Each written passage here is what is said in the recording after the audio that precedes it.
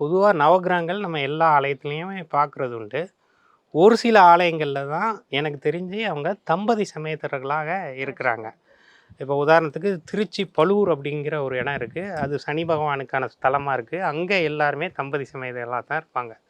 தம்பதி சமேதரா இருக்கிற நவக்கிரகங்கள வழிபடுறது என்ன ஆகும்னா, திருமணம் ஆக வேண்டியவர்களுக்கு திருமணம் நடக்கும். குழந்தை பாக்கியம் ஆக வேண்டியவங்களுக்கு குழந்தை பாக்கியம் கிடைக்கும். அது மாரி அவர்களுக்குள்ள ஒற்றுமை, அந்யோன்யம், தாம்பத்தியம் இந்த மாதிரியான விஷயங்கள் எல்லாம் நல்லபடியாக நடக்கும். இங்கே வந்து சூரியனே வந்து தன்னுடைய 2 மனைவியர் உஷாதேவி, சாயாதேவி, பிரதீக்ஷான்னு சொல்லுவாங்க. அதேமாரி சனி நீலாதேவியோட இருக்காங்க.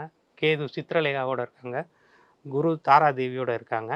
அதுக்கடுத்து புதன் வந்து இலாவோட இருக்காங்க. செவ்வாய் சக்தி தேவியோட இருக்காங்க. ராகு சிம்மாவோட இருக்காங்க. சந்திரன் ரோகிணியோட இருக்காங்க. எல்லா கிரகங்களும் அவங்களுடைய மனைவியோட இருக்காங்க. சுக்கிரன், சுக்கிருதி அப்படின்னு இருக்காங்க. அப்போ இது ஒரு விசேஷமான ஆலயமாக இது கருதப்படுகிறது. இங்கே வந்து நீங்கள் வழிபட்டீர்கள் என்றால் நவக்கிரகங்களின் நல்ல பலன்கள் கிடைக்கும். கெடு பலன்கள் அனைத்தும் வந்து உங்களுக்கு டிசால்வ் ஆகி நல்ல பலன்களை இவர்கள் தம்பதி சமேதரா இருக்கும்போது அப்பாவும் அம்மாவும் இருக்காங்க. நாம போய் அவங்ககிட்ட கேட்டோம்னா கேட்டதை உடனே கொடுத்துருவாங்க கண்டிப்பா இல்லையா? கிடைக்கும். அப்பா மட்டும் வழிபடுறது, இல்லை அம்மா மட்டும் வழிபடுறதுன்ட்டு இல்லாமல் 2 பேரையும் சேர்ந்து வழிபடும்போது எல்லாமே நமக்கு செல்வ வளமாக மாறி கிடைக்கும்.